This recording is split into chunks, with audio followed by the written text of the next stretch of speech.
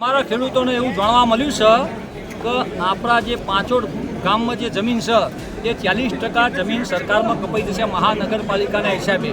હવે મહાનગરપાલિકા એક બાજુ એમ કહેશે આપણે વિકાસ કરીએ છીએ, વિકાસમાં અમે બધા સહકાર આપવાવાળા છીએ, પણ 40% જમીન અમારી કપાય તો સાહેબ અમારા પાસે કોઈ વધે ના કે અમારા વીઘો 2 વીઘાના ખાતેદાર છે બધા, કોઈ 5 વીઘાનો ખાતેદારોમાં એક પણ નહીં વાપરી લો.